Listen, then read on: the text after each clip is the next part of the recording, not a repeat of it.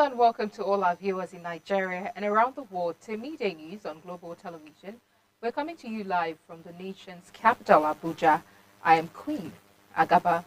A quick reminder that Global Television is on DSTV channel 365 and free to air on Nigecomsat.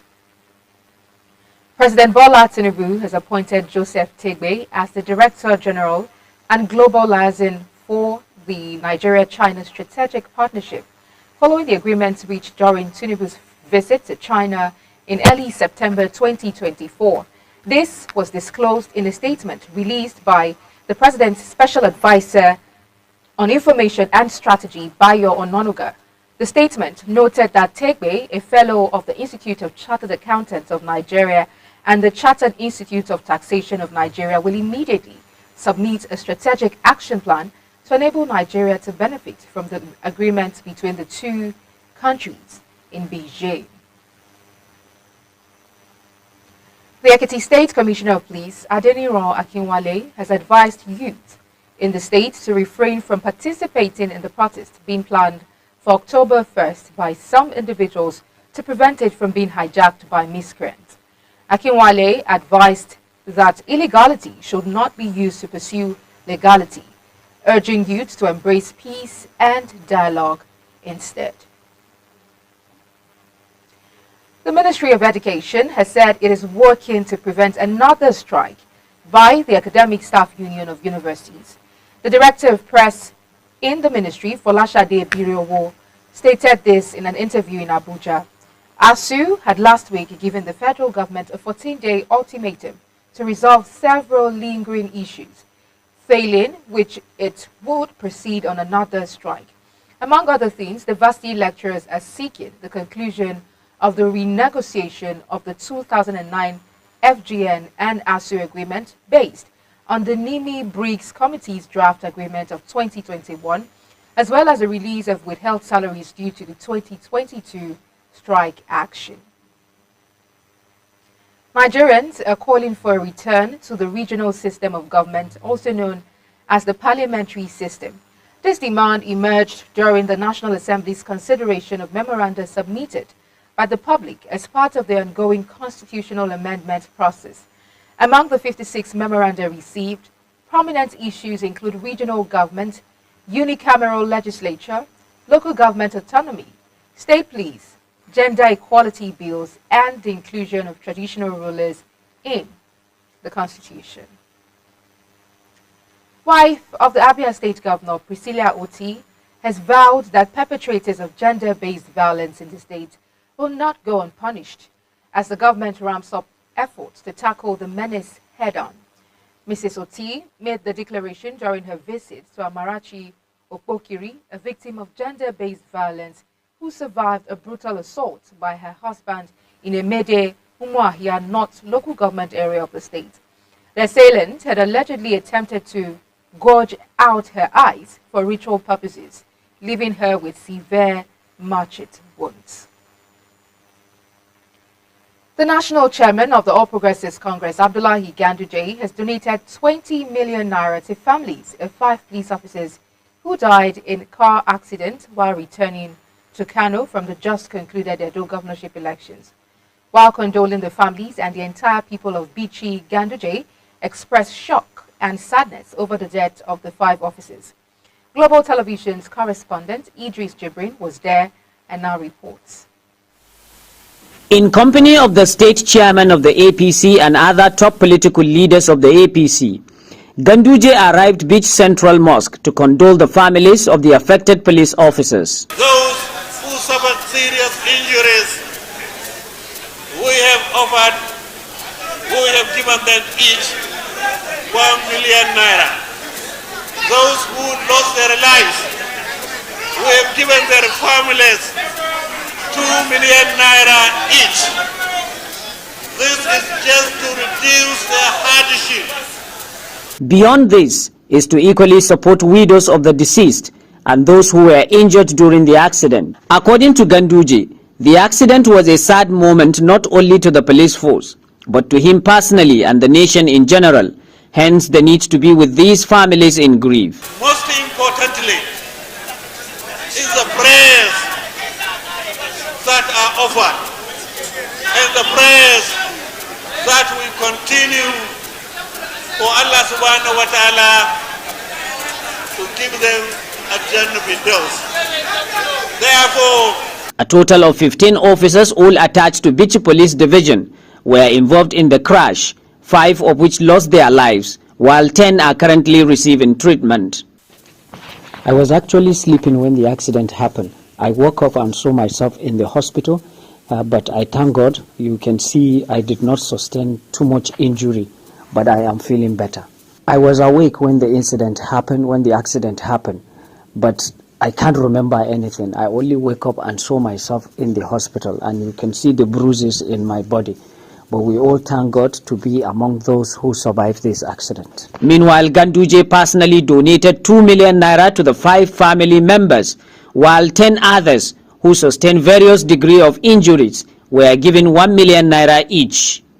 From Kano, Idris Jibrin reporting for Global Television. Engineer Adedamola Kuti has hosted a joyous retirement celebration to mark the end of his illustrious tenure as the Director of Highways, where he was in charge of materials, geotechnics and quality control in the Federal Ministry of Works. Sharon Ajay has details. It was indeed a beautiful retirement celebration where family and friends gathered to celebrate the retirement of the celebrant. Music, dance and merriment turned the air at the event.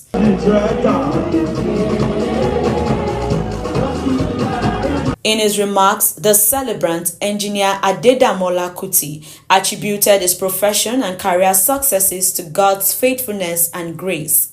He further thanked his colleagues and loved ones for their support during this 35-year journey. There were very, very tough times. But to God be the glory that at the end of the day, one was able to come out. Family, colleagues and associates on Engineer Kuti's remarkable achievement, sharing in the joy and excitement of this milestone. We are not celebrating death, but we're celebrating life. We're celebrating fulfilling years. So we are really grateful to God. He's a man who works with passion. He does the work with passion without compromising quality standard. So glory be to the Almighty God that he is being able to achieve that limelight. The highlight for me was the gratefulness and gratitude that everybody displayed, himself, the family, our family, his friends, his colleagues, just to thank God for a day like this. It is an end to a new beginning for him in the mighty name of Jesus. God will start new thing in his life. From far and near, colleagues and friends and well-wishers gathered to honor the remarkable career of Engineer Adedamola Kuti. The atmosphere was filled with joy and jubilation of the celebration of his distinguished retirement, having served as Director of Highways, Material Geotechnics and Quality Control at the Federal Ministry of Works in Abuja. Engineer Kuti leaves behind a legacy of excellence and dedication. It was indeed a fitting tribute to a man whose contributions to the national infrastructure will be remembered for years to come. Sharon Ajay reporting for Global TV News. The operatives of the Sokoto Zonal Directorate of the Economic and Financial Crimes Commission has apprehended 13 suspected internet fraudsters in Sokoto State. According to an official statement from the EFCC via X, the suspects were arrested on September 28, 2024 in the Gidan Yaro and Dandima areas of Sokoto, following actionable intelligence on their alleged involvement in internet-related crimes. The agency further noted that the suspects will be charged in court after the conclusion of ongoing investigations. You're watching Midday News on Global Television, coming to you live from Nigeria's capital, Abuja. When Midday News returns, Griezmann announces retirement from international football. Details of this and more after this break. Please stay with us.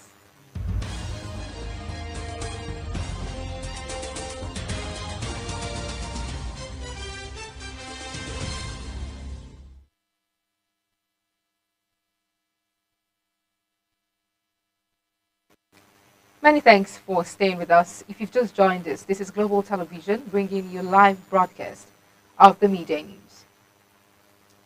In business, the World Bank has approved 3 new loan requests totaling $1.57 billion in financing for Nigeria. According to a statement, the approval is to support the federal government in strengthening human capital through better health for women, children, and adolescents. It added that the approved project would also help build resilience to the effects of climate change, such as floods and drought, by improving dam safety and irrigation. The federal government has reaffirmed its commitment to supporting micro, small, and medium enterprises through tax incentives aimed at fostering growth and sustainability in the sector. This was disclosed recently by the Executive Chairman of the Federal Inland Revenue Service, Executive Chairman Zach Adedeji, who was represented by his Special Advisor Collins Omokaro at the inaugural MSME Finance Awards convened by the Economic Forum Series in partnership with Nairametrics and DGCOM Enterprise. He explained that the federal government was focused on creating an environment that enabled MSMEs by providing tax relief and exemptions. Dangote Group has said that it plans to transport refined petroleum products by sea. This announcement was made in a statement by the senior advisor to the group president on special projects and strategic relations, Fatima Wali Abdurrahman. She noted the construction of a jetty in the Lekki Free Zone to handle bulk cargoes during the refinery's development. According to the group, this initiative aims to elevate pressure on road networks while facilitating exports to other African countries. On the foreign scene, the health minister announced that 6 people have died from an outbreak of Marburg virus in Rwanda. Marburg, with a fatality rate of up to 88%, is from the same virus family as Ebola. It spreads to humans from fruits, bats, and then through contact with bodily fluids of infected individuals. Sabine Nsazimana says most of the victims were healthcare workers in a hospital intensive care unit. 20 cases have been identified since the outbreak was confirmed. The body of Hezbollah leader Hassan Nasrallah, killed in an Israeli airstrike in southern Beirut, has been recovered. Hezbollah says airstrike also killed Ali Karake, the group's top commander in southern Lebanon. A medical source and a security source say Nasrallah's body was found intact at the site of an Israeli air attack on Beirut's southern suburbs. Austria's far-right Freedom Party has opened the door to a new era. Its leader, Herbert Kiel, has told supporters as they celebrated an unprecedented election victory. Kiel's party won 29.2% of the vote according to provisional results, almost 3 points ahead of the Conservative People's Party on 26.5%, but far short of a majority. Kiel's victory is only the latest in a string of far-right election successes in Europe, and he praised voters for their optimism, courage, and trust in delivering a piece of history. In sports, Super Eagles star Samuel Chukwueze looks to leave AC Milan in January, with the winger set to be on the radar of Atletico Madrid and Premier League duo West Ham and Aston Villa. Chukwueze joined Milan from Spanish club Villarreal during the 2023 summer transfer window for a deal worth 20 million euros, plus some substantial bonuses, which made him the most expensive signing of a window that saw 10 players join the San Siro outfit. Chukwueze has made only 39 appearances for Milan, scoring 3 goals and as many assists since arriving at San Siro. Antoine Griezmann, one of France's most decorated footballers, has officially announced his retirement from international football. The 33-year-old forward leaves behind an illustrious career with the French national team, where he earned 137 caps, scored 44 goals, and provided 38 assists.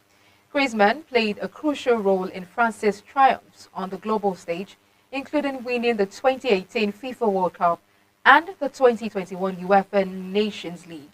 He also claimed the Golden Boot at the 2016 UEFA European Championship. That's it on the Midday News, and it came to you live from Nigeria's capital, Abuja. We're on DSTV, channel 365, Star Times, channel 276, and free to air on Nigecomsat. Kindly follow us across all social media platforms using @GlobalTVNG and other handles now showing on your screen.